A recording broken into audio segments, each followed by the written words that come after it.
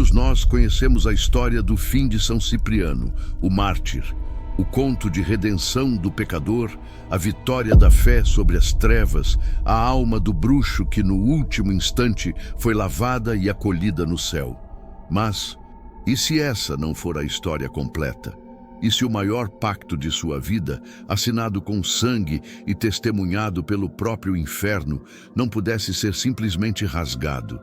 Se você busca desvendar o verdadeiro destino post-mortem do mago mais poderoso do mundo, fique comigo até o fim e já deixe o seu like, porque a jornada que começa agora não é sobre redenção, é sobre dívidas. E no ocultismo, toda dívida, um dia, é cobrada. A versão que nos foi contada é conhecida como a Lenda Dourada, uma narrativa edificante que serviu perfeitamente aos propósitos da Igreja. Nela, Cipriano, o grande feiticeiro de Antioquia, mestre de todas as artes sombrias, se vê impotente diante da fé inabalável da Virgem Justina. Ele convoca os mais poderosos príncipes do inferno para corrompê-la, mas a pureza dela é um escudo impenetrável. Confrontado com o fracasso, Cipriano questiona suas próprias fontes de poder. Em um diálogo dramático, o diabo admite que teme o Deus de Justina. Nesse momento de epifania, o bruxo percebe a futilidade de seu poder. Ele se arrepende, renuncia às trevas, queima sua vasta biblioteca de grimórios proibidos em praça pública e se converte de forma tão profunda e sincera que sua sabedoria, antes usada para o mal, agora o eleva na hierarquia da Igreja, tornando-se bispo de Antioquia. Sua história culmina no martírio.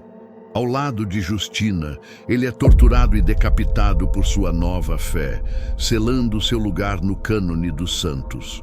Uma história perfeita, uma alma salva, um exemplo de que mesmo o mais perdido dos homens pode encontrar a luz. É uma narrativa poderosa, inegavelmente. Mas para um ocultista, para aquele que entende as leis do astral e a natureza dos contratos espirituais, essa história deixa uma pergunta perigosa e incômoda no ar. E o pacto original? E a alma que já havia sido prometida, vendida, em troca de todo aquele poder e conhecimento? A lenda cristã se encerra com a morte do corpo, mas é exatamente aí que a verdadeira história oculta de Cipriano realmente começa. Para entender a perspectiva do ocultismo sobre o destino de Cipriano, precisamos primeiro abandonar a ideia de que o inferno e o céu são reinos de emoções, de perdão ou de fúria. Na visão esotérica, eles são, acima de tudo, reinos de lei. E a lei mais fundamental do universo, depois da do amor, é a lei do contrato, do equilíbrio, da causa e efeito.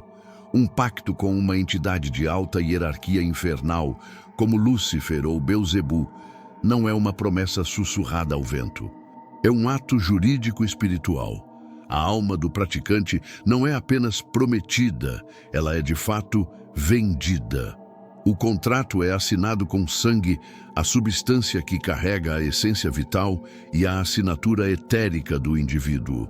Esse contrato não fica guardado em um livro físico que pode ser queimado, como Cipriano supostamente fez. O livro físico é apenas a cópia do acordo. O original, segundo as doutrinas, fica registrado no que alguns chamam de arquivos akáshicos, ou mais diretamente, nos livros de registro do inferno. É uma transação de propriedade registrada em um nível cósmico. A conversão de Cipriano, por mais sincera que tenha sido, representaria, sob essa ótica, uma quebra de contrato unilateral. Ele usufruiu de todos os benefícios do acordo por décadas, adquiriu conhecimento incomparável, poder sobre legiões de espíritos, riqueza e fama. Ele se tornou o maior mago de seu tempo, usando o capital de investimento do inferno. Depois, ao final da vida, ele simplesmente declara o contrato nulo e muda de lado. Para a hierarquia infernal, isso não é redenção, é fraude. A lei do retorno, o karma, exige que a balança seja equilibrada. A energia que foi dada deve ser paga. A propriedade que foi vendida deve ser entregue. A ideia de que uma vida de servidão às trevas, de manipulação de forças caóticas e de um pacto direto com seus reis poderia ser apagada por alguns anos de devoção e um martírio, embora bela, soa para um ocultista como uma perigosa ingenuidade. O universo não funciona com perdão, funciona com equilíbrio. E a balança de Cipriano estava pesadamente desequilibrada. A dívida de sangue permanecia. Sua morte física não foi o fim da história. Foi apenas o vencimento da fatura. No momento em que sua alma se desprendeu do corpo, ela não estava mais sob a jurisdição das leis humanas ou da igreja. Ela estava finalmente à mercê dos termos e condições do contrato que ela mesma assinou em sua juventude. E o credor, pacientemente, veio para a cobrança. A primeira grande teoria ocultista sobre o destino de Cipriano é talvez a mais direta e a mais trágica. Ela postula que, no momento de sua morte, a lei do pacto foi, de fato, executada. A hierarquia infernal veio para reclamar o que era seu por direito. A alma de Cipriano, apesar de sua recente santidade, foi arrastada para o abismo. Contudo, essa teoria não o coloca como uma alma qualquer, gritando em um mar de fogo e sofrimento. Cipriano não era um pecador comum. Ele era, possivelmente, o ativo mais valioso que o inferno já adquiriu. Sua mente continha um conhecimento enciclopédico sobre as artes mágicas, tanto da luz quanto das trevas. Ele entendia a psicologia dos anjos e a burocracia dos demônios. Ele sabia como invocar e como banir. Destruir uma mente assim em tortura seria um desperdício de recursos. Portanto, segundo essa teoria, Cipriano não foi punido. Ele foi recrutado. Ele se tornou o que pode ser chamado de um servo eterno ou um ministro do conhecimento proibido. Sua eternidade não seria de dor física, mas de trabalho forçado. Ele teria sido colocado em uma posição de poder dentro da própria hierarquia que um dia estudou. Sua tarefa seria a de gerenciar o conhecimento oculto, de assessorar os príncipes infernais em questões de magia, de criar novas armadilhas para magos e teólogos na Terra, e talvez, na mais cruel das ironias, de atuar como o principal tentador para outras almas brilhantes e ambiciosas que buscam o poder através dos mesmos caminhos que ele trilhou. Sua grande sabedoria, a mesma que ele buscou por toda a vida, tornou-se a ferramenta de sua própria danação e a natureza de sua labuta eterna. Ele não seria um prisioneiro em uma cela, mas um alto executivo em um escritório do qual ele nunca poderia se demitir. Seu inferno não seria o fogo, mas a eterna repetição de seu antigo ofício, não mais para seu próprio ganho, mas para a glória do império que ele tentou abandonar. Nesta visão, sua história se torna a maior de todas as cautionary tales, a de que o conhecimento, quando adquirido da fonte errada, se transforma na própria corrente que nos prende, e o poder que buscamos para sermos mestres acaba nos transformando em escravos, mesmo que nos deem um trono para sentar. A segunda teoria é fruto do rico sincretismo brasileiro, uma visão que remove Cipriano do dualismo cristão de céu e inferno e o coloca em um novo e fascinante papel. Esta perspectiva nasce da Quimbanda e de outras correntes esotéricas que entendem o mundo espiritual de forma mais complexa. Nesta visão, Cipriano, após a morte, de fato teve que acertar as contas.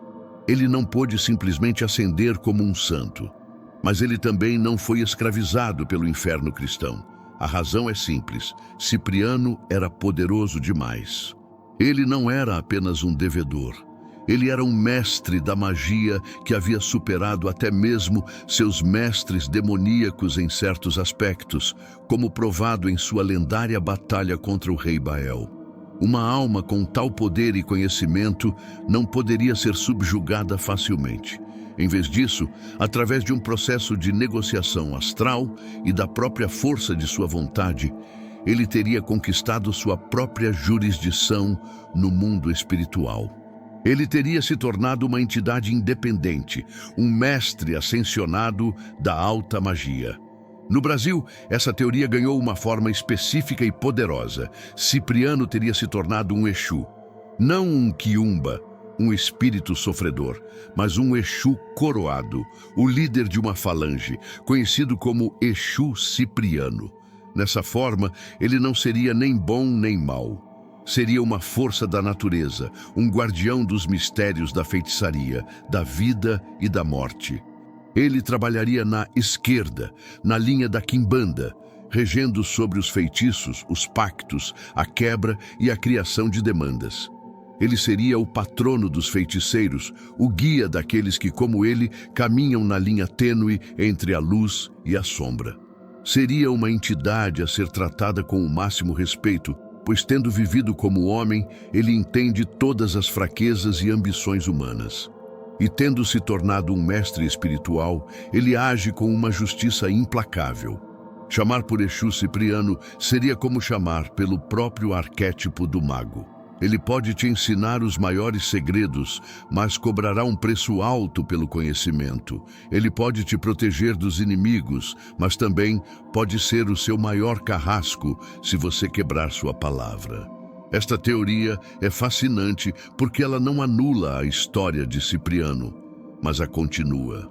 Sua vida na Terra foi apenas o seu período de aprendizado e provação. Sua verdadeira existência, seu verdadeiro poder, começou após a morte, quando ele se libertou das amarras da carne e se tornou ele mesmo uma força a ser conjurada, um nome de poder no grande grimório do universo, o Exu Senhor das Almas e da magia negra. Existe uma terceira teoria, mais filosófica e talvez mais aterrorizante que as outras. Ela se afasta das hierarquias e dos contratos para focar na natureza do próprio conhecimento que Cipriano acumulou. Esta visão sugere que o destino final de uma alma não é necessariamente determinado por uma entidade externa, como Deus ou o diabo, mas pela própria vibração, pela própria essência que essa alma cultivou durante a vida. E a essência de Cipriano era a busca insaciável pelo conhecimento proibido, a compulsão de saber tudo, de desvendar cada segredo do universo. Segundo esta teoria, ele conseguiu. Ele aprendeu tanto, mergulhou tão fundo nos mistérios da criação e da destruição, que sua alma se tornou ela mesma um universo de informação. E após a morte, ele não foi para o céu nem para o inferno. Ele foi para si mesmo. Ele ficou aprisionado dentro de sua própria mente, de sua própria biblioteca de saberes. Seu destino teria sido o de se tornar um gênio do conhecimento, uma entidade presa em uma dimensão de bolso, uma biblioteca astral infinita que contém tudo o que ele aprendeu. Ele não sofre a tortura do fogo, mas a agonia da onisciência passiva. Ele conhece todos os segredos, mas não pode mais agir no universo. Ele é a testemunha eterna de tudo, mas o protagonista de nada. Sua consciência se expandiu a ponto de se tornar sua própria cela. Neste estado, ele seria como um livro vivo e consciente em uma prateleira cósmica. Ocultistas e magos de extremo poder, em projeções astrais muito avançadas, poderiam, teoricamente, encontrar essa biblioteca e consultar o espírito de Cipriano para obter uma resposta, um segredo. Mas ele não pode interagir, não pode ajudar, não pode escapar. É um destino borgiano, um labirinto feito de ideias, onde o prêmio da busca, o conhecimento total, se revela como a própria punição. É a máxima ironia. O homem que queria o poder para controlar o mundo acabou perdendo todo o poder de agir, tornando-se um escravo passivo de sua maior conquista. Seu inferno e seu paraíso se tornaram a mesma coisa.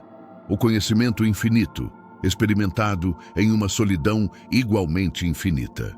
Então, qual é a verdade? Cipriano é um santo redimido, um servo no inferno, um poderoso Exu ou um prisioneiro em uma biblioteca cósmica?